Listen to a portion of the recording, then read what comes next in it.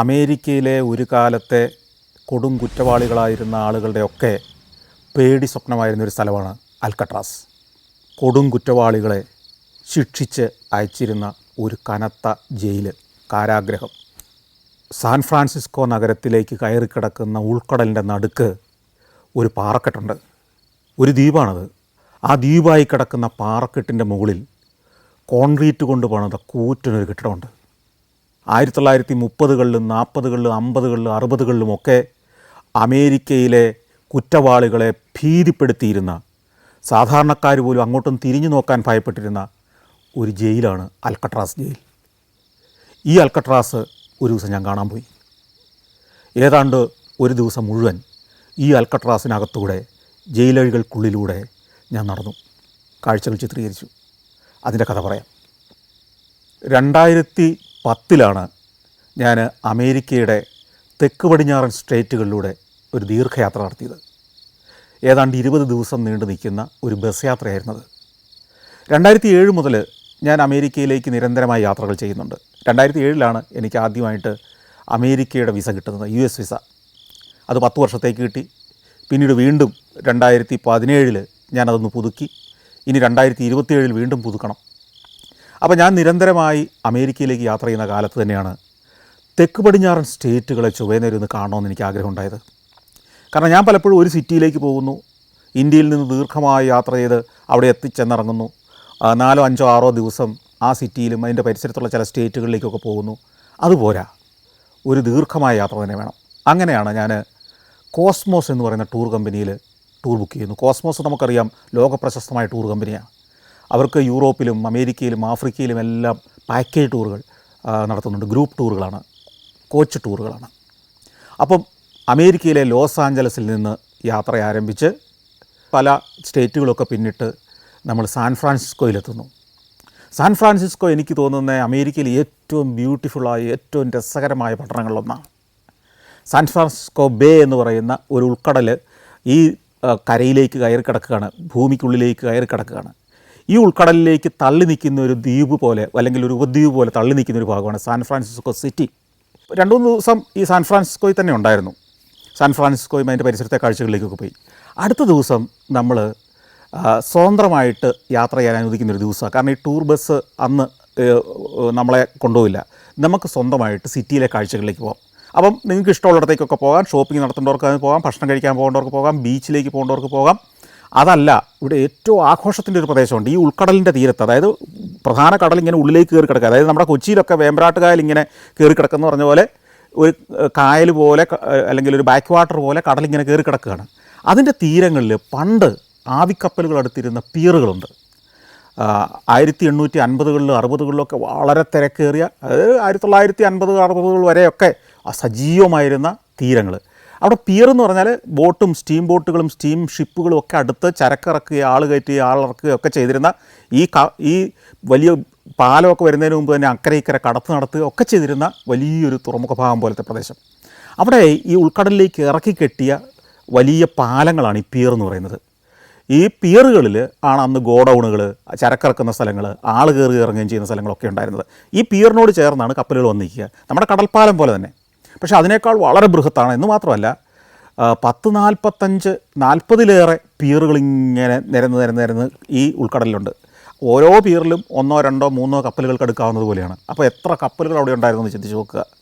അപ്പോൾ അതിലെ പിയർ 39 എന്ന് പറയുന്നൊരു പിയർ ആഘോഷത്തിൻ്റെ ഒരു കേന്ദ്രമാണ്, എൻ്റർടൈൻമെൻറ്റിൻ്റെ ഒരു കേന്ദ്രമാണ്.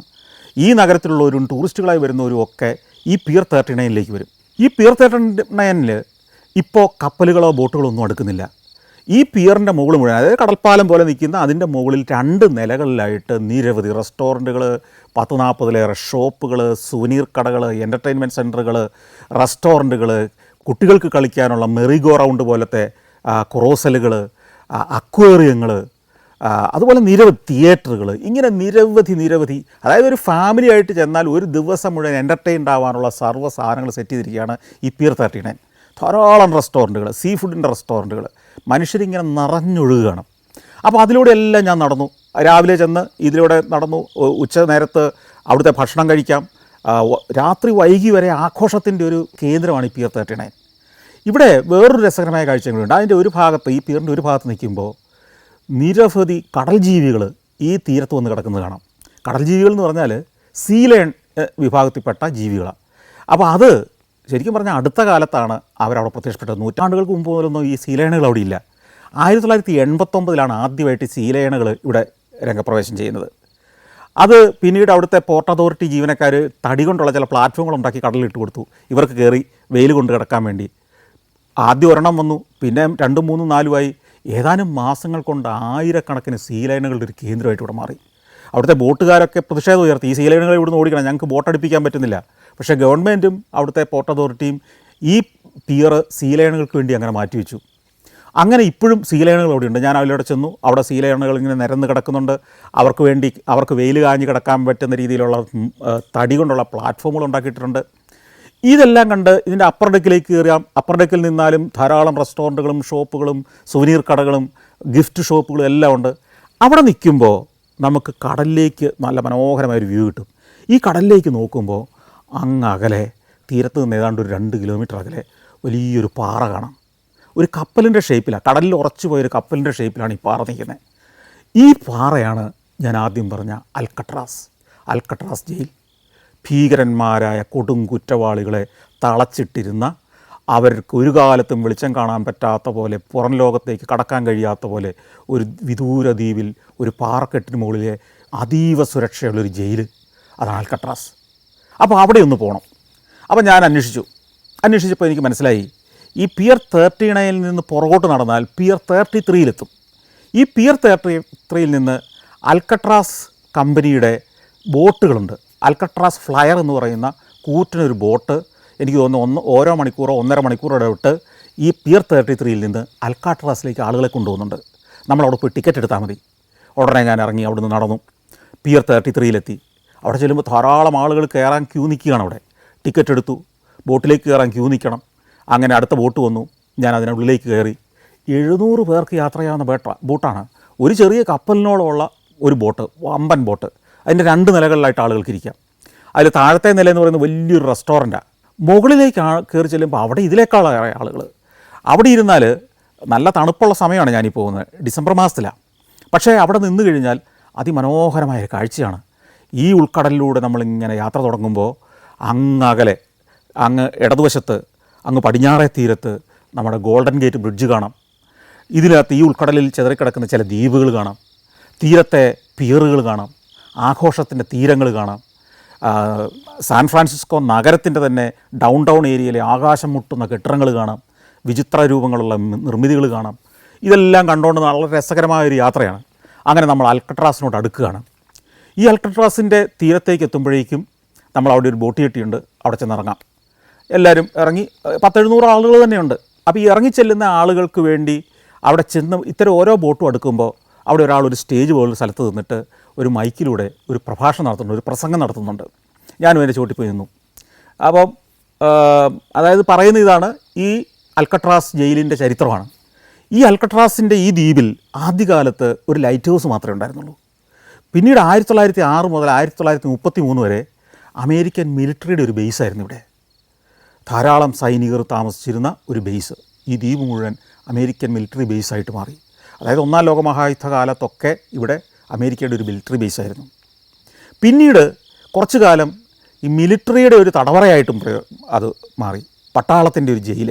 പിന്നീട് 1934 മുതൽ 63 വരെയുള്ള ഒരു കാലഘട്ടത്തിലാണ്, ഏതാണ്ട് 30 കൊല്ലമാണ് കൊടുംകുറ്റവാളികളെ പാർപ്പിക്കാനുള്ള അതിസുരക്ഷാ ജയിലാക്കി ഇതിനെ മാറ്റുന്നത്. അപ്പോൾ ഈ കഥകളൊക്കെയാണ് ഇദ്ദേഹം പറയുന്നത്. എന്താണ് ഈ കൊടുംകുറ്റവാളികൾ, അല്ലെങ്കിൽ എന്താണ് അതിസുരക്ഷാ ജയിൽ? അതായത് അമേരിക്കയുടെ പല ഭാഗത്തും ജയിലുകളുണ്ട്. ആളുകളിൽ മനപരിവർത്തനം വരുത്തുന്ന കേന്ദ്രങ്ങൾ എന്നാണ് അവിടെ ജയിലുകൾ അറിയപ്പെടുന്നത്.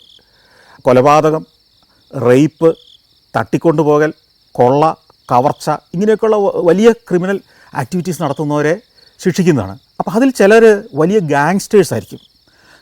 കള്ളക്കടത്ത് സംഘങ്ങൾ, അധോലോക സംഘങ്ങൾ, സ്ഥിരമായി ഇത്തരം ക്രിമിനൽ ആക്ടിവിറ്റി ചെയ്യുന്നവർ, ഇങ്ങനെയൊക്കെയുള്ളവരുണ്ടാവും. ഇവർ തന്നെ അമേരിക്കയുടെ പല സ്റ്റേറ്റുകളിലെ പല ജയിലുകളിലും അധികൃതർക്ക് വലിയ തലവേദന സൃഷ്ടിക്കുകയും ജയിൽ ചാടുകയും ജയിലിനകത്ത് തന്നെ പ്രശ്നങ്ങൾ ഉണ്ടാക്കുകയൊക്കെ ചെയ്യും.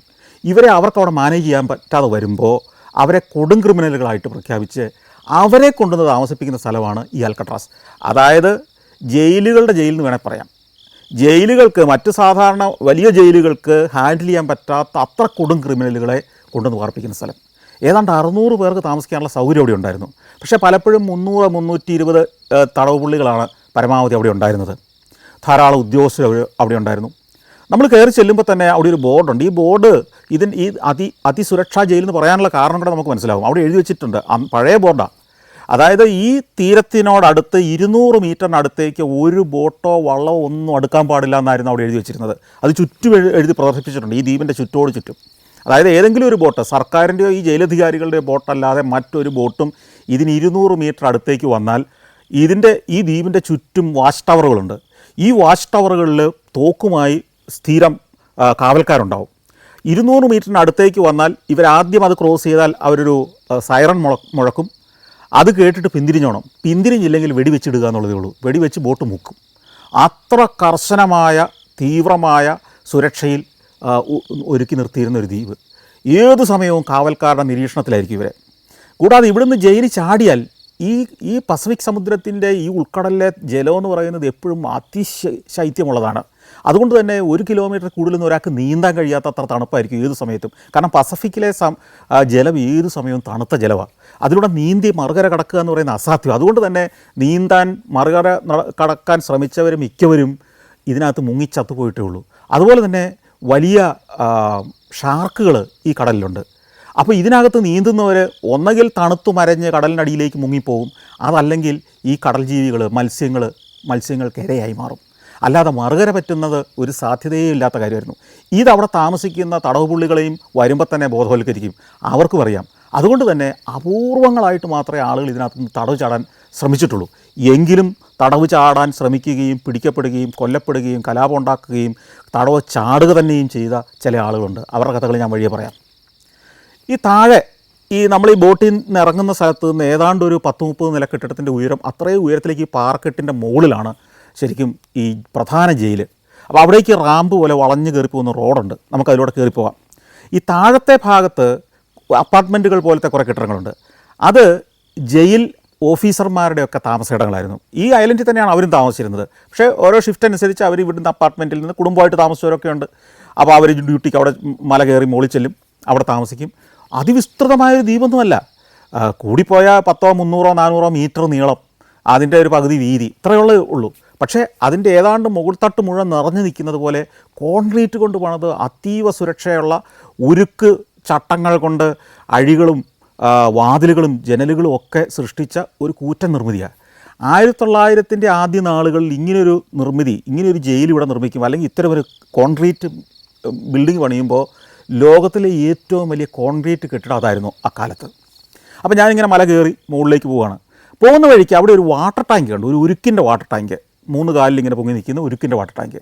അതിൽ ഇന്ത്യൻ എന്ന് ഇതിൽ എഴുതിയിട്ടുണ്ട്. അവിടെ പലയിടത്തും കണ്ടു ഇന്ത്യൻ എന്ന് എഴുതിയിരിക്കുന്നു. അപ്പോൾ ഇതെന്താണെന്ന് നമുക്കൊരു ഇന്ത്യക്കാരന് സംശയം തോന്നുമല്ലോ.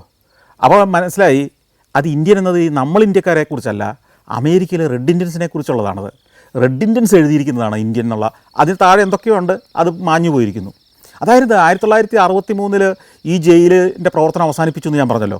അത് ഇവിടെ അത് മെയിൻറ്റെയിൻ ചെയ്യാനുള്ള നഷ്ടവും അവിടെ മാനേജ് ചെയ്യാനുള്ള ബുദ്ധിമുട്ടും ഒക്കെ കാരണം ഇവിടെ നിന്നുള്ള തടവുകളിൽ മറ്റ് സ്ഥലങ്ങളിലേക്കൊക്കെ മാറ്റി ഈ ജയിൽ ഉപേക്ഷിച്ചു. പിന്നീട് കുറേ വർഷങ്ങൾ ഇത് ആർക്കും വേണ്ടാതെ ഈ ദ്വീപ് കിടന്നു. ഈ സമയത്ത് റെഡ് ഇന്ത്യൻ സംഘടനകൾ ഈ ദ്വീപ് അങ്ങ് കയ്യേറി അവരത് അവരുടേതാണെന്ന് പ്രഖ്യാപിച്ചു. അങ്ങനെ ഏതാണ്ട് ഒരു 19 മാസം അവരിത് കൈയടക്കി വെച്ചു. ആ സമയത്ത് അവരെഴുതിയതാണ് അവരുടെ മുദ്രാവാക്യങ്ങളും ഒക്കെ. അവരുടെ ചില അവകാശങ്ങൾക്ക് വേണ്ടി, അവർക്ക് കിട്ടേണ്ട ചില ബെനിഫിറ്റ്സിന് വേണ്ടി അവർ ഇത് കയ്യേറുകയായിരുന്നു ചെയ്തത്. പക്ഷേ പിന്നീട് അമേരിക്കൻ സുരക്ഷാ സേന വന്ന് ഇവരെല്ലാം ഒഴിപ്പിച്ചു, അത് പിന്നെ സ്വതന്ത്രമാക്കി. പിന്നീടാണ് ഇത് ഒരു സ്മാരകം പോലെ അല്ലെങ്കിൽ ഒരു ടൂറിസ്റ്റുകളുടെ ഒരു ആകർഷണ കേന്ദ്രമൊക്കെ ആയിട്ട് മാറുന്നത്. നമ്മൾ മുകളിലേക്ക് കയറി ചെല്ലുമ്പോൾ ഒരു ഭാഗത്ത് ഇവിടുത്തെ പവർ ഹൗസ് ഉണ്ട്. കാരണം ഇവിടേക്ക് അക്കാലത്തൊന്നും കേബിളുകൾ കടലിലൂടെ കൊണ്ടുവരുന്ന സംവിധാനമില്ല. ഇവിടെ ആവശ്യമുള്ള വൈദ്യുതി ഉൽപ്പാദിപ്പിക്കുകയായിരുന്നു. അതിൻ്റെ പവർ ഹൗസ് ഉണ്ട്. വേറെ ഭാഗത്ത് സ്റ്റോറുണ്ട്. ഇത്ര ആളുകൾക്കുള്ള ഭക്ഷണം, മറ്റ് സാധനങ്ങൾ, ഫ്യൂവൽ ഇതൊക്കെ കൊണ്ടൊന്ന് സ്റ്റോർ ചെയ്യുന്ന സ്ഥലമുണ്ട്. അതും കഴിഞ്ഞ് നമ്മൾ കയറി ചെല്ലുമ്പം ഈ ജയിലിൻ്റെ പ്രധാന ഗേറ്റിലേക്ക് ചെല്ലുകയാണ്. ഉരുക്കുവാതിലുകളുള്ള 2 ഉരുക്കുവാതിലുകൾ കടന്നു വേണം നമ്മൾ അകത്തേക്ക് കയറി ചെല്ലാൻ. കൂറ്റൻ കോൺക്രീറ്റ് കൊണ്ട് പണിത ഒരു ശാസ്ത്രീയമായി പണിത ഒരു കെട്ടിടം. ഇതിനകത്തേക്ക് കയറി ചെല്ലുമ്പോൾ ആദ്യത്തെ നേരം നമ്മൾ ആദ്യം കയറി ചെല്ലുന്നത് തന്നെ ഒരു ഗ്രൗണ്ട് ഫ്ലോറിലേക്ക് ചെല്ലുമ്പോൾ അവിടെ നമ്മൾ ആദ്യം കടന്ന് ചെല്ലുന്നത് നമ്മളെ ഗൈഡുകൾ അങ്ങോട്ട് നയിക്കും. അവിടെ ചെല്ലുമ്പം ഇവരുടെ ബാത്റൂമുകളിലേക്കാണ് ചെല്ലുന്നത്. അതായത് കുളിപ്പുരകളാണ്. എല്ലാ തടവുകളെയും നിരത്തി നിർത്തി അവർക്ക് നിരന്ന് നിന്ന് വിവസ്ത്രരായി നിന്ന് കുളിക്കാവുന്ന ഇവരുടെ ഗാർഡുകളുടെ നിരീക്ഷണത്തിൽ നിന്ന് കുളിക്കാൻ കഴിയുന്ന ഒരു ഹോളെന്ന് കൂട്ടിയാൽ മതി. ഷവർ സെപ്പറേറ്റ് ഉണ്ട്, ടാപ്പും വെള്ളവും സെപ്പറേറ്റ് ഉണ്ട്, പക്ഷേ ഭിത്തികളില്ല. അതിനകത്ത് നിരന്ന് നിന്നാൽ കുളിച്ചോണം. അവരുടെ സോപ്പ് വെക്കാനും ഒക്കെയുള്ള ചെറിയ ട്രേകളും ഒക്കെ ഉണ്ട്. അതുമാത്രമാണ് ഇതിനകത്തുള്ള അഡീഷണൽ ഫെസിലിറ്റി. ഒരു ഹാളിനകത്ത് നിന്ന് കുളിക്കുന്ന പോലെ ഇരിക്കും. അപ്പോൾ ഇതാണ് അവരുടെ കുളിമുറി. ടോയ്ലറ്റ് എന്ന് പറയുന്നത് ഇവരുടെ സെല്ലിനകത്ത് തന്നെയാണ്. അതായത് ഈ ക്ലോസറ്റ് 1-ാം നിലയിലേക്ക് കയറി ചെല്ലുമ്പം അതീവ ശാസ്ത്രീയമായിട്ട് പണിതിട്ടുള്ള ജയിലറകളാണ്. ജയിലറകൾ എന്ന് പറഞ്ഞാൽ കേരളത്തിലെ ജയിലുകളോ ഇന്ത്യയിലെ ജയിലുകളോ ഒന്നും അങ്ങനെയല്ല. ഇതൊരു കെട്ടിടത്തിനകമാണ്. ഈ കെട്ടിടത്തിൻ്റെ അകത്ത് വലിയൊരു ഹാള്, ഒരു 3 നില കെട്ടിടത്തിൻ്റെ ഉയരമുള്ള ഹാള് സങ്കല്പിക്കുക. ആ ഹാളിൻ്റെ ചുറ്റോട് ചുറ്റും സെല്ലുകളാണ്. നടുക്ക് ഒരു നടുമുറ്റം. ആ നടുമുറ്റത്തിന് 3 നിലയുടെ ഉയരം ഉണ്ടാവും. ചുറ്റോട് ചുറ്റുമുള്ള സെല്ലുകൾ 3 നിലകളിലായിട്ടാണ്.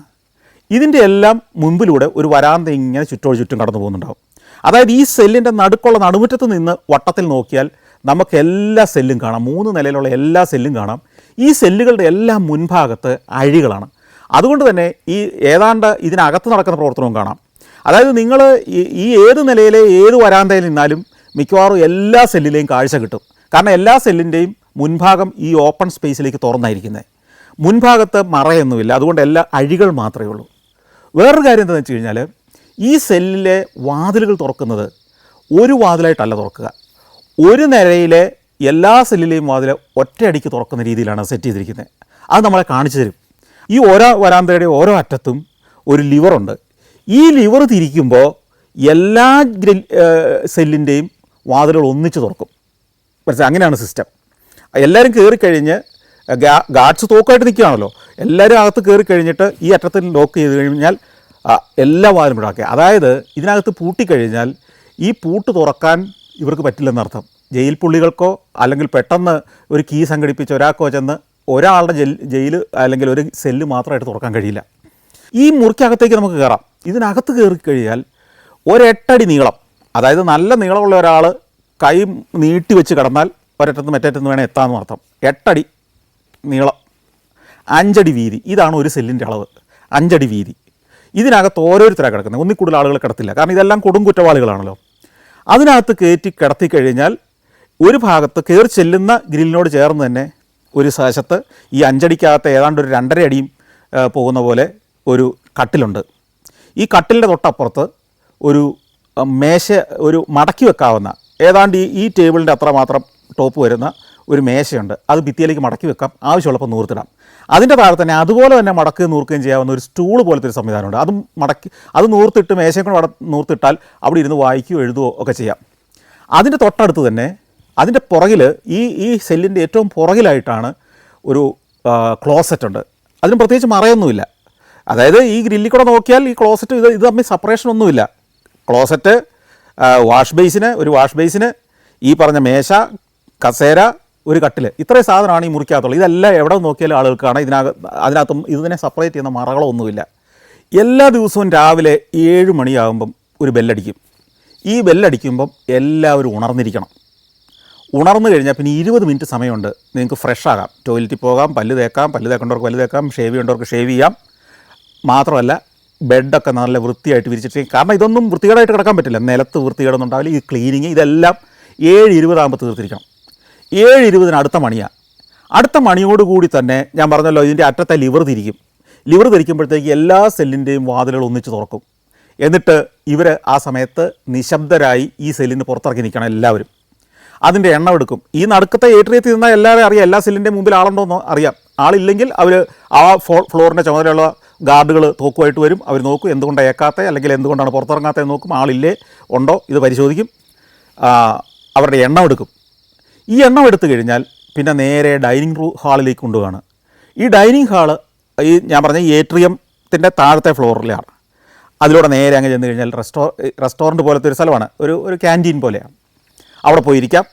ഈ കിച്ചണ് ഇവർ ഭക്ഷണം കഴിക്കുന്ന ഏരിയയുമായിട്ട് കനത്ത ഗ്രില്ലിട്ട് വേർതിരിച്ചിരിക്കുക. അപ്പോൾ നമുക്ക് തോന്നി എന്തിനാണ് ഈ കിച്ചണെ ഇങ്ങനെ സംരക്ഷിക്കുന്നത്? കാരണം കിച്ചണിൽ ഗ്യാസുണ്ട്, കിച്ചണിൽ ആയുധങ്ങളുണ്ട്, കത്തികളുണ്ട്, പലവിധ സാധനങ്ങളുണ്ട്. ഇതൊക്കെ കിട്ടിയാൽ ഇവർക്ക് ഉപയോഗമുള്ള സാധനങ്ങളാണ് മുഴുവൻ. ഇതുകൊണ്ടൊരു സാധനം കിട്ടാൻ ഇവർ നോക്കിയിരിക്കുക. അത് യഥേഷ്ടം ഭക്ഷണം കിട്ടും, ഭക്ഷണത്തിന് ഒരു പിശുക്കും അവിടെയില്ല. പക്ഷേ ഒറ്റ കണ്ടീഷൻ, എടുക്കുന്നത് മുഴുവൻ കഴിച്ചോണം. കഴിച്ചില്ല കഴിപ്പിച്ചിട്ട് അവിടെ നിന്ന് വിടുകയുള്ളൂ. അപ്പോൾ ആവശ്യത്തിനുള്ളത് എടുക്കാൻ പാടുള്ളൂ. നല്ല നോൺ വെജ് ഫുഡൊക്കെ ഉണ്ട്, സീസണലായിട്ട് മാറി മാറി വരുന്ന ഫുഡുണ്ട്, നല്ല ഭക്ഷണം തന്നെയാണത്. ഭക്ഷണം കഴിക്കാൻ 20 മിനിറ്റ് സമയം ഇവർക്ക് കിട്ടുക. 7:50 ആകുമ്പോഴത്തേക്കും ഭക്ഷണം കഴിച്ച് കഴിയും. പിന്നെ ഒരു 10 മിനിറ്റ് സമയം ഇവർക്ക് ഫ്രീ ഉണ്ട്. ഈ 10 മിനിറ്റ് പലരും സിഗരറ്റ് വലിക്കാനൊക്കെ ഉപയോഗിക്കുന്ന സമയമാണ്. 8 മണിക്ക് ഇവരെ അവധി സമയങ്ങളിൽ കളിക്കുകയൊക്കെ ചെയ്യുന്നൊരു മുറ്റമുണ്ട്. ഈ മുറ്റത്തിറക്കി നിരത്തി നിർത്തും. അവിടെ നിർത്തിയിട്ടാണ് അന്നത്തെ ദിവസം ഓരോരുത്തർക്കുള്ള ജോലി ഡിവൈഡ് ചെയ്ത് കൊടുക്കുന്നത്. അവരുടെ അന്നത്തെ ജോലി 8 മണിക്കൂർ തടവുപുള്ളികൾ ജോലി ചെയ്യണം. പലവിധ ജോലികളുണ്ട്, കാർപ്പൻട്രി വർക്കുണ്ട്, നെയ്ത്തുണ്ട്, ഇങ്ങനെ പലതുമുണ്ട്. അതിൽ ഓരോരുത്തരുടെയും അവരുടെ ഇഷ്ടമനുസരിച്ചും അല്ലെങ്കിൽ അവർക്ക് റൊട്ടേഷനിൽ കിട്ടുന്നതുമായ ജോലി അവർ ചെയ്തിരിക്കണം. ആ 8 മണി മുതൽ 10 മണി വരെ കണ്ടിന്യൂസ് ആയിട്ട് ജോലി ചെയ്യുക. 10 മണിയാകുമ്പോൾ ഒരു 8 മിനിറ്റ് നേരം ഒരു ഇൻ്റർവെല്ലുണ്ട്. അതെന്താണെന്ന് വെച്ചാൽ ഇവർക്ക് വേണേൽ പുറത്തിറങ്ങി സിഗരറ്റ് വലിക്കാം, മൂത്രം ഒഴിക്കാൻ പോകേണ്ടവർക്ക് പോകാം. ഇതിനാണ് 8 മിനിറ്റ് അനുവദിക്കുക. ഈ 8 മിനിറ്റ് കഴിഞ്ഞ് വീണ്ടും കയറണം. വീണ്ടും 11:30 കഴിയുമ്പോഴത്തേക്കും ഒരു ബ്രേക്കുണ്ട്. ഈ സമയത്ത് ലഞ്ചിൻ്റെ ബ്രേക്കാണ്. ഇങ്ങനെ 8 മണിക്കൂർ നേരം 5 ദിവസവും ആഴ്ചയിൽ നല്ല ഗംഭീരമായ ജോലി, നല്ല കഠിനമായ ജോലി തന്നെയുണ്ട്, പലവിധ ജോലികൾ. ശനി ഞായറും ഇവർക്ക് അവധിയാണ്. ശനി ഞായറും പല സമയത്ത് ഇവർക്ക് കളിക്കാം. ഈ യാർഡിലേക്ക് ഇറങ്ങി വന്നു കഴിഞ്ഞാൽ അതിന് ചുറ്റും ചെറിയ ഗാലറി ഉണ്ട്, അവിടെ കളിക്കാം. പക്ഷേ ഒറ്റ പ്രശ്നമേ ഉള്ളൂ, ഇവർക്ക് വെയിൽ കൊള്ളാനും കളിക്കാനും ഒക്കെ ഈ ഒരു ഓപ്പൺ യാർഡ് മാത്രമേ ഉള്ളൂ. അതിന് ചുറ്റും കനത്ത വേലിക്കെട്ടുകളാണ്, മതിലുകളുമുണ്ട്. ഈ മതിലിൽ ചില പൊത്തുകളുണ്ട്. ഈ പൊത്തിലൂടെ നോക്കിയാൽ ഗോൾഡൻ ഗേറ്റ് ബ്രിഡ്ജ് കാണാം, ഉൾക്കടൽ കാണാം. അങ്ങ് അകലെ സാൻ ഫ്രാൻസിസ്കോ നഗരം ഇങ്ങനെ എരമ്പി ആർക്കുന്ന ശബ്ദം കേൾക്കാം. അതിലൂടെ കാറിൽ യാത്ര ചെയ്യുന്ന ആളുകളെ കാണാം, സ്വതന്ത്രരായി സഞ്ചരിക്കുന്ന ആളുകളെ കാണാം, കടലിലൂടെ പോകുന്ന കപ്പലുകളും ജലവാഹനങ്ങളും കാണാം. ഇതായിരുന്നു അവർക്ക് പുറംലോകത്തേക്ക് കാണാനുള്ള ഏക ഒരു വാതായനം അല്ലെങ്കിൽ ഒരു കാഴ്ച കിട്ടുന്ന സ്ഥലം. അതുകൊണ്ട് തന്നെ ആ പൊത്ത് ഒത്തിരി പേരുടെ സ്വപ്നങ്ങളുടെ ഒരു സ്ഥലവും കൂടി ആയിരുന്നു എന്ന് പറയുന്നുണ്ട്, അവിടെ എഴുതി വെച്ചിട്ടുണ്ട്. ഈ സാറ്റർഡേ സൺഡേ ഒക്കെ ഇവർക്ക് ജോലിയില്ലെങ്കിലും ഇവർക്ക് കളിക്കാം, വിശ്രമിക്കാം, പുസ്തകം വായിക്കാം. അവിടെ ഒരു വലിയ ലൈബ്രറി ഉണ്ട് ഈ ജയിലിനകത്ത് തന്നെ.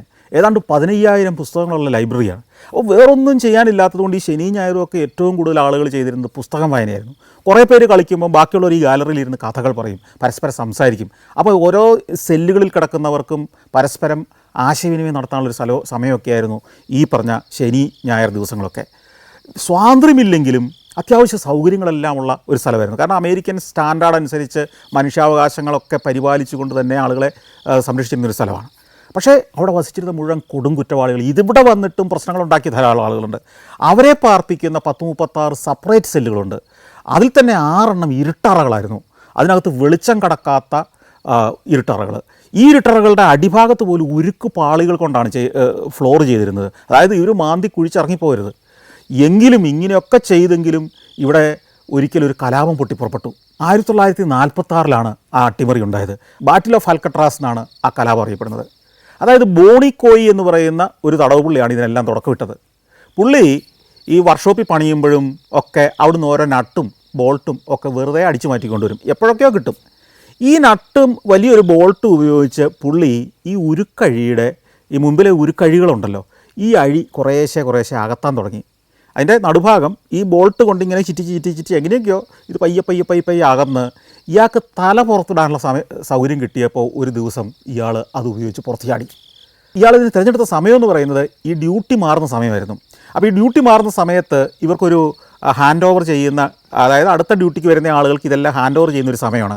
അവിടെ ഇവരൊരു പരേഡ് ഗ്രൗണ്ടിലോ അല്ലെങ്കിൽ ഒരു ഓഫീസ് റൂമിലോ വെച്ച് അവരുടെ മുൻ ഡ്യൂട്ടിക്കാരൻ അടുത്ത് വരാൻ പോകുന്ന ഡ്യൂട്ടിക്കാരനെ ഡ്യൂട്ടിയൊക്കെ ഹാൻഡ് ഓവർ ചെയ്യുന്ന സമയം. അപ്പോൾ ഈ സെല്ലിൻ്റെ മുമ്പിലൊന്നും അധികം കാവൽക്കാർ ആ സമയത്തുണ്ടാവില്ല. ഈ സമയം നോക്കി ഇയാൾ പുറത്തിറങ്ങി. എന്നിട്ട് പുറത്തിറങ്ങിയിട്ട് അവിടെ അവശേഷിച്ചിരുന്ന ആ പ്രദേശത്ത് നോക്കാൻ വേണ്ടി ഏൽപ്പിച്ചിരുന്ന ഒരു ഗാർഡിനെ ഇയാൾ പോയി ആക്രമിച്ച് അയാളുടെ തോക്ക് പിടിച്ചെടുത്തു. പക്ഷേ ഇയാൾക്ക് പുറത്തിറങ്ങാൻ പറ്റിയില്ല. പുറത്തേക്ക് പോകാൻ ലോക്കുകളും തുറക്കാൻ പറ്റുന്നില്ല. ഒറ്റ ലോക്ക് തുറന്ന് ലിവർ വലിച്ച് പുള്ളികളെ പുറത്താക്കുന്ന ടെക്നോളജിയൊക്കെ യുവമാർക്ക് അറിയാമായിരുന്നത് കൊണ്ട് തന്നെ ഏതാനും ഫ്ലോറുകളിലെ ഇവരെയും പുറത്തിറക്കി. പക്ഷേ ഇവർക്ക് ഈ അൽക്കട്രാസ് ജയിൽ വിട്ട് പുറത്തു പോകാൻ കഴിയുമായിരുന്നില്ല. ഇതിൻ്റെ പുറത്തെ വാതിലുകളെല്ലാം പൂട്ടിക്കിടക്കുകയായിരുന്നു. ഇതിനകത്ത് തന്നെ ഇവർ ഈ ഉദ്യോഗസ്ഥന്മാരെ തടവുപുള്ളികളാക്കി അവരെ മർദ്ദിച്ചു, അവരെ പലയിടത്തും പൂട്ടിയിട്ടു. അങ്ങനെ 2 ദിവസത്തോളം വലിയ കലാപമായിരുന്നു ഇതിനകത്ത്. ഒടുവിൽ അമേരിക്കൻ നാഷണൽ സെക്യൂരിറ്റി ഫോഴ്സ് വന്ന് ഹെലികോപ്റ്ററിൽ വന്ന് ഇതിലേക്ക് ഗ്രനേഡൊക്കെ ഇട്ട് മെഷീൻ ഗണ്ണുമൊക്കെ ആയി വന്ന് ആക്രമിച്ചാണ് ഇവരെ കീഴ്പ്പെടുത്തുന്നത്. അതിൽ നിരവധി ആളുകൾക്ക് പരിക്കേറ്റു. ഈ ബോണിക്കോയി എന്ന് പറയുന്ന ഇതിൻ്റെ തുടക്കമിട്ട വിദ്വാൻ ഉൾപ്പെടെ 2 പേര് കൊല്ലപ്പെട്ടു, 2-3 ഗാർഡുകൾ കൊല്ലപ്പെട്ടു. അങ്ങനെ വലിയൊരു സംഭവമായിട്ട് മാറി. ഇതിനെയൊക്കെ അധികരിച്ച് നിരവധി സിനിമകളും പുറത്തിറക്കിയിട്ടുണ്ട്. പിന്നീട് ഒരിക്കൽ കൂടി ആളുകൾ ഇവിടുന്ന് തടവ് ചാടിയിട്ടുണ്ട്. 4 പേര് ഒരു രാത്രി തടവ് ചാടി.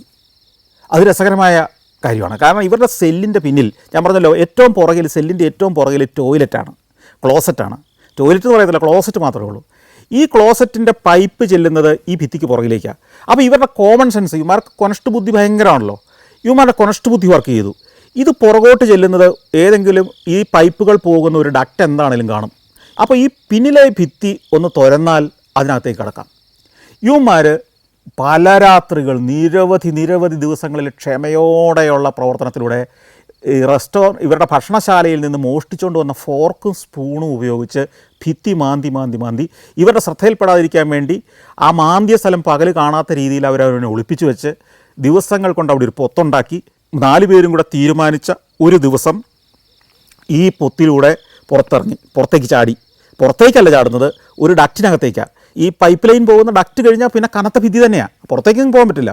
പക്ഷേ ഇവർ ഈ ഡക്റ്റിനകത്തൂടെ മുകളിലേക്ക് പിടിച്ച് കയറി മുകളിലെ റൂഫ് തുരന്ന് റൂഫിൻ്റെ മുകളിൽ കയറിയിട്ട് രാത്രിയുടെ ഏതോ ഒരു യാമത്തിൽ അവർ ഈ മുറിയിൽ നിന്ന് കൊണ്ടുപോയ പുതപ്പൊക്കെ കൂട്ടിക്കെട്ടി കെട്ടിടത്തിന് പുറത്തിറങ്ങി ഇവർ മതിൽ ചാടി ഈ അൽക്കട്രാസിൻ്റെ കോമ്പൗണ്ടിൻ്റെ പുറത്തെത്തി. ഇവർ 4 പേരും 4 സെല്ലിൽ നിന്നാണ് വരേണ്ടത്.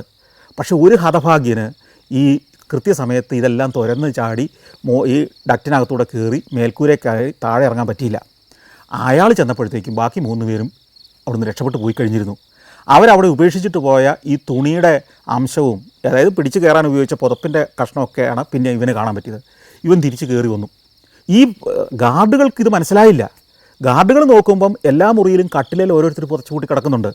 ഇവന്മാർ ഈ ബെഡ്ഷീറ്റും ചില സാധനങ്ങളൊക്കെ കൊണ്ട് പുതപ്പൊക്കെ കൊണ്ട് ചില ആൾരൂപങ്ങൾ പോലെ ചില സാധനങ്ങളൊക്കെ ഉണ്ടാക്കി അതിനെ പുതപ്പിച്ച് കിടത്തിയിട്ട് പോയി. അപ്പോൾ പുറത്തുനിന്ന് നോക്കുമ്പോൾ ഇതിലൂടെ കടന്നു പോകുന്ന ഗാർഡുകൾക്ക് രാത്രി നൈറ്റിലും പുലർക്കാലത്തൊക്കെ ചെന്ന് നോക്കുമ്പം കുറച്ചും കൂടി ആളുകൾ കിടക്കുന്നുണ്ട്. പക്ഷേ ഇവന്മാർ ഡമ്മി ഉണ്ടാക്കി വെച്ചിട്ടാണ് പോയിരുന്നത്. രാവിലെയായി, വലിയ പ്രശ്നമായി, അന്വേഷണമായി. 16 വർഷം തുടർന്ന് അങ്ങോട്ട് FBI ഇവർക്ക് വേണ്ടി അന്വേഷണം നടത്തി. ഒരിടത്തും കണ്ടുകിട്ടിയിട്ടില്ല. പല നിഗമനങ്ങളിൽ അവരെത്തി. ഇതെങ്ങനെയാണ് ഇവർ രക്ഷപ്പെട്ടെന്നുള്ള കഥയൊക്കെ പുറത്തു വരുന്നത് ഈ 4-ാമൻ തിരിച്ചു കയറിയവനെ പിടിച്ച് ചോദ്യം ചെയ്തപ്പോഴാണ്. അവൻ കൃത്യമായിട്ട് വിസ്തരിച്ച് കൊടുത്തു ആരൊക്കെയാണ് പോയത്, എങ്ങനെയാണ് പോയത്, എങ്ങനെയായിരുന്നു അവരുടെ ഓപ്പറേഷൻ, എന്താണ് ചെയ്യാൻ ഉദ്ദേശിച്ചിരുന്നത്. ഇവൻ പറയുന്നതനുസരിച്ച് കടൽ കടന്ന് നീന്തി മറുകര കടന്നിട്ട് രക്ഷപ്പെടുക എന്നുള്ളതായിരുന്നു പരിപാടി. പാതിരാത്രി കഴിഞ്ഞ നേരം, കൂട്ടും തണുപ്പുള്ള സമയം, കടൽ തണുത്തുറഞ്ഞു കിടക്കുന്ന കടലിലൂടെ എത്ര ദൂരം ഇവർക്ക് നീന്താൻ കഴിയും? ഇവർ ഈ കടലിൽ മുങ്ങി മരിച്ചിട്ടുണ്ടാവണം, അല്ലെങ്കിൽ ഏതെങ്കിലും ഒരു സാവിൻ്റെ ഇരയായി മാറിയിട്ടുണ്ടാവണം. എങ്കിലും വലിയൊരു ശതമാനം ആളുകൾ ഇപ്പോഴും വിശ്വസിക്കുന്നുണ്ട് ഇവർ നീന്തി മറുകര കടന്നിട്ടുണ്ടാവണം. കാരണം ഇത്രയേറെ കഠിനമായി അധ്വാനിച്ച്, ഇത്രയേറെ ത്യാഗം സഹിക്കാൻ, ഇത്രയും കരുത്തും ഉൾബലമുള്ളവർ നീന്തി മറുകര പറ്റിയിട്ട് തന്നെ ഉണ്ടാവണം. അവർ ആ സമയത്തൊക്കെ ലാറ്റിൻ അമേരിക്കയിലെ ഏതോ ഒരു രാജ്യത്ത് ഒളിവ് ജീവിതം നയിക്കുന്നുണ്ടെന്നാണ്, അന്നും ജീവിച്ചിരിക്കുന്നുണ്ട് എന്ന് ആളുകൾ വിശ്വസിച്ചിരുന്നു. ഈ 3 പേരെ, രക്ഷപ്പെട്ട 3 പേരെ ഏതാണ്ട് ഒരു 3-4 മണിക്കൂർ നമ്മൾ ചുറ്റി നടന്നു. 100 കണക്കിന് ആളുകളാണ് ഓരോ ദിവസവും ഇവിടെ സന്ദർശിക്കുന്നത്. അൽക്കട്രാസ് ഫ്ലയർ എന്ന അടുത്ത ബോട്ട് യാത്ര പുറപ്പെടുമ്പോഴേക്കും നമ്മൾ താഴെ എത്തി. ആ ബോട്ടിൽ കയറി അൽക്കട്രാസിൽ നിന്ന് സാൻ ഫ്രാൻസിസ്കോയുടെ പിയർ 33ലേക്ക് മടക്കയാത്ര ആരംഭിച്ചു. അമേരിക്കയിലെ ഇത്തരം ഓരോ സ്ഥലങ്ങളിലേക്കും ചെല്ലുമ്പം അവർ ചരിത്രത്തെ അതിമനോഹരമായി ഒരുക്കി വച്ചിരിക്കുന്നു, അതിഗംഭീരമായ ടൂറിസം കേന്ദ്രങ്ങളാക്കി ഇന്ന് മാറ്റിയിരിക്കുന്നു. അതിലൂടെ നിരവധി കഥകൾ നമുക്ക് കിട്ടുന്നു. അങ്ങനെ അൽക്കട്രാസിൻ്റെ ആ ഭീകര ദൃശ്യങ്ങളിൽ നിന്ന് ഞാൻ തീരത്തേക്കുള്ള മടക്കയാത്ര ആരംഭിച്ചു.